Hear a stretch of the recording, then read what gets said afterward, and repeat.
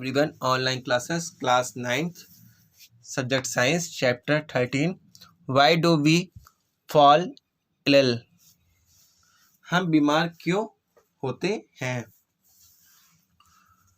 When we do this exercise, we realize that health and disease in human communities are very complex issues with many interconnected course, we also realize that the ideas of what health and diseases mean are themselves very complicated. When we ask what cases diseases and how we prevent them, we have to begin by asking what these notion mean. इस क्रियाकलाप के दौरान हमें यह अनुभव होता है कि मानव समुदाय में स्वास्थ्य एवं रोग एक जटिल समस्या है जिसके लिए एक दूसरे से संबंधित अनेक कारक उत्तरदायित्व है। हम यह भी अनुभव करते हैं कि स्वास्थ्य और रोग का अर्थ स्वयं में बहुत जटिल है। जब हम पूछते हैं कि बीमारियों का क्या कारण है और इसकी रोकथाम कैसे होगी, तो हमें इन अवधारणाओं के अर्थ जानने होंगे। We have seen that cells are the basic units of living beings. Cells are made of a variety of chemical substances, proteins, carbohydrates, fats, or lipids, and so all thought the pictures look quite static. In reality, the living cell is a dynamic place. Something or the other is always happening. Cell move from place to place. Even in cells that do not move, there is repair going on. New cells are being made in our organ or tissue. There are various specialized activity going on. The heart is beating, the lungs are breathing, the kidney is filtering urine, the brain is thinking. हम जानते हैं कि कोशिकाएं जीवों के मौलिक इकाई है। कोशिकाएं विभिन्न प्रकार के रासायनिक पदार्थ जैसे प्रोटीन, कार्बोहाइड्रेट, वसा और लिपिड आदि से बनी होती है। कोशिका एक क्रियाशील स्थल है जिसके अंदर कुछ न कुछ क्रियाएं सदैव होती रहती हैं। कोशिकाएं में जटिल प्रक्रियाओं और कुछ न कुछ मरम्मत का कार्य चलता रहता है। नई नई कोशिकाएं बनती रहती है। अगर हमारे अंगों अथवा ऊतकों में बहुत सी विशिष्ट क्रियाएं चलती रहती, जैसे हृदय धड़कता है, फेफड़े सांस लेते हैं, वृक्क में निस्पंदन द्वारा मूत्र बनता है, मस्तिष्क सोचता है।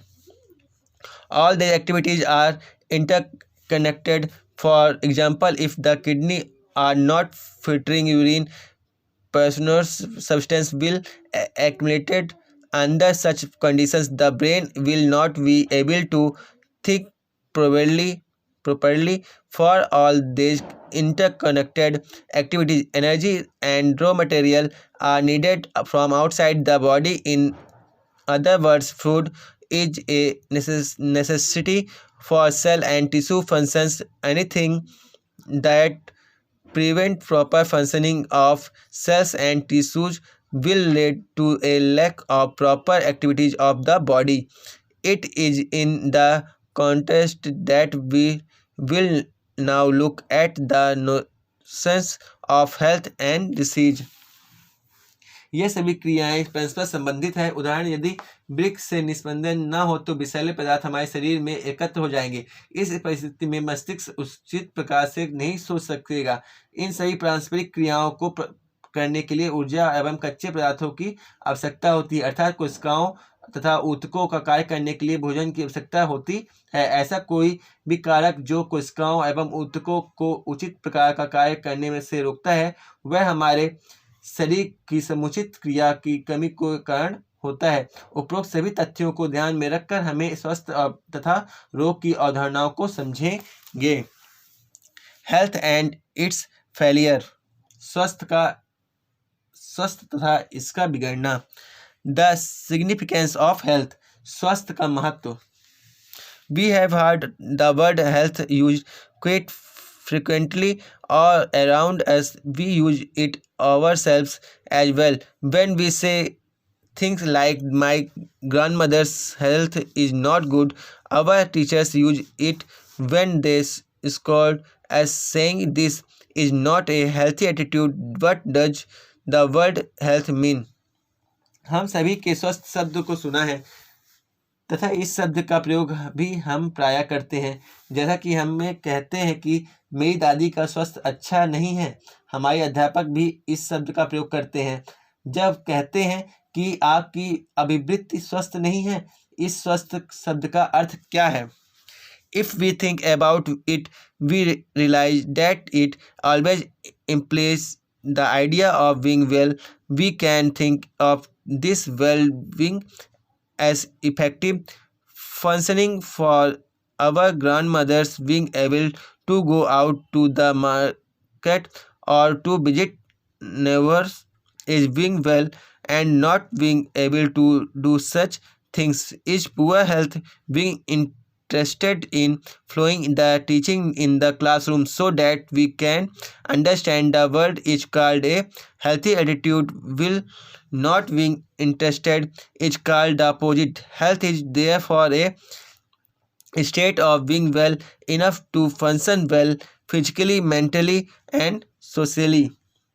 यदि हम इस विषय के विचार करें तो हमें बोध होगा कि इसका अर्थ अच्छे रहने से है।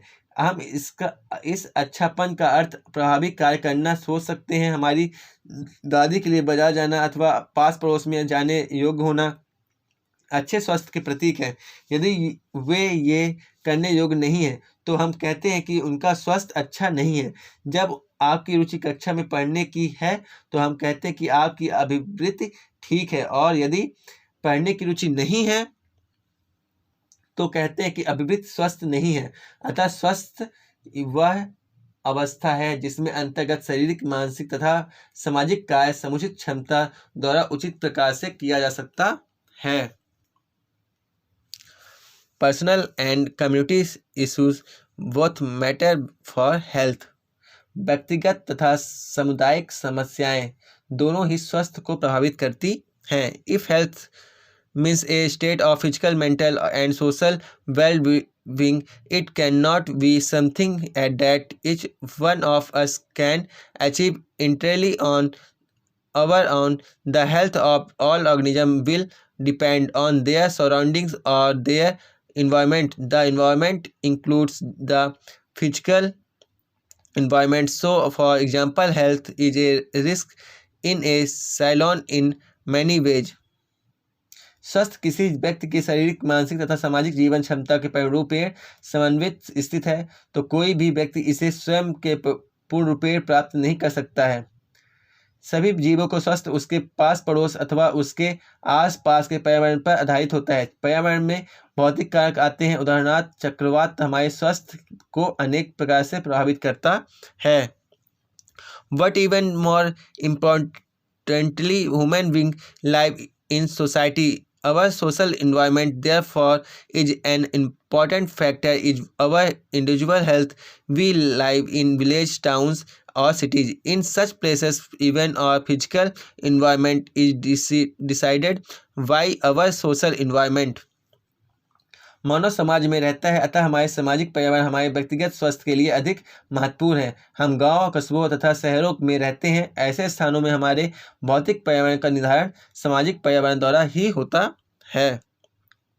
Consider what would happen if no agency is ensuring that garbage is collected and disposed. What would happen if no one takes responsibility for clearing the drains and ensuring that water does not collect in the streets or open spaces? सोचिए, कूड़ा करकट उठाने वाली agency कचरे को निपटारा न करे तो क्या होगा। सोचिए, यदि नालियां साफ न हो तो क्या होगा। यदि काफ़ी मात्रा में कूड़ा करकट गलियों में फेंका जाता है तो अथवा खुले नाले में रुके हुए पानी का स्तर पड़ा रहता है तो खराब स्वास्थ्य की संभावना बढ़ जाती है। अतः सामुदायिक स्वच्छता व्यक्तिगत स्वास्थ्य के लिए महत्वपूर्ण है। So if there is a great deal of garbage on your streets, or if there is open drink water laying stagnant around where we live, the possibility of poor health increase. Therefore, public cleanliness is important for individual health. We need food for health, and this food will have to be earned while doing work. For this, the opportunity to do work has to be available. Good economic conditions and jobs are therefore needed for individual health. स्वस्थ रहने के लिए हमें भोजन की आवश्यकता होती है। हम भोजन को प्राप्त करने के लिए हमें काम करना पड़ता है, इसलिए हमें काम करने का अवसर खोजने पड़ते हैं। We need to be happy in order to be truly healthy, and if we mistake each other and our effort of each other, we cannot be happy or healthy. Social equality and harmony are therefore necessary for individual health. We can think of many other such example of connections between communities issue and individual health. स्वस्थ रहने के लिए हमें प्रसन्न रहना आवश्यक है। यदि किसी से हमारा व्यवहार ठीक नहीं है और एक दूसरे से डर है, तो हम प्रसन्न और तथा स्वस्थ नहीं रह सकते। इसलिए व्यक्तिगत स्वास्थ्य के लिए सामाजिक समानता बहुत आवश्यक है। हम इसी प्रकार सोच सकते हैं कि अनेक सामुदायिक समस्याएं हमारे व्यक्तिगत स्वास्थ्य के कैसे प्रभावित करते हैं।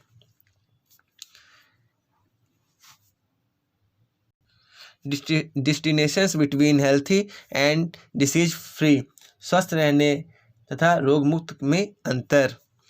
If this is what we mean by health, what do we mean by disease? The word is actually self explanatory. We can think of it as disease. Disturbed is disease in order world literally mean being uncomfortable.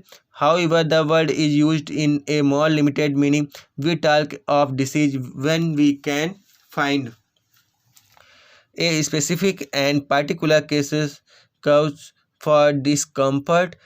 This does not mean that we have to know the absolute final case. We can say that someone is suffering from diarrhea without knowing exactly what has caused the loose motion. आओ रोग के विषय में अब स्वस्थ रहने तथा रोग मुक्त के में अंतर क्या है। यदि हमें इससे स्वस्थ समझते हैं तो रोग अथवा व्याधि क्या है। अंग्रेजी का यह शब्द डिस प्लस बेस स्वयं को परिभाषित करता है। बाधित मतलब आराम, रोग का दूसरा अर्थ है असुविधा। यद्यपि इस शब्द का अर्थ का प्रयोग बहुत सीमित है। हम रोग के विषय में तब बात करते हैं जब हमें असुविधा के विशिष्ट कारण का पता चलता है। इसका अर्थ यह है कि इसका अर्थ यह बिल्कुल नहीं है कि हम इसका सही तथा अंतिम उत्तर जाने। हम बिना कारण जाने यह कह सकते हैं कि कोई व्यक्ति प्रभाविका से ग्रस्त है। We can now easily see that it is possible to be in poor health without actually suffering from a particular disease. Simply not being diseased is not the same as being healthy. Good health for a dancer might mean being able to stretch his body into difficult but graceful position. On the other hand, good health for a musician might mean having enough breathing capacity in his her lungs to control the notes from his her flute, to have the opportunity to release the unique potential in all of us is also necessary for real health. हम यह सरलता से पाते हैं कि बिना किसी विशेष रोग के भी आप अस्वस्थ हो सकते हैं। केवल कोई रोग ना होने का अर्थ यह नहीं है कि आप स्वस्थ हैं। नाटक के लिए अच्छे स्वास्थ्य का अर्थ है कि वह शिष्टतापूर्वक अपने शरीर द्वारा विषम परिस्थितियों की मुद्दा अभिव्यक्त कर सके। संगीतकार के लिए इसका अर्थ है कि वह लंबे सांस ले सके जिससे कि वह अपनी बांसुरी को स्वर को नियंत्रित कर सके। हमें अपनी विशिष्ट क्षमता को प्राप्त करने का अवसर भी वास्तविक स्वास्थ्य के लिए आवश्यक है। So we can be in poor health without there being a simple cause in the form of an identifiable disease. This is the reason why when we think about health, we think about societies and communities. On the other hand, when we think about disease, we think about individual suffers. इसी प्रकार हम किसी रोग के लक्षणों की अव्यक्त के बिना भी अस्वस्थ हो सकते हैं। यही कारण है कि जब हम स्वास्थ्य के लिए विषय में सोचते हैं तो हम समाज तथा समुदाय के विषय में सोचते हैं और रोग के विषय में सोचते हैं समय हम सिर्फ अपने बारे में सोचा करते हैं। Thank you.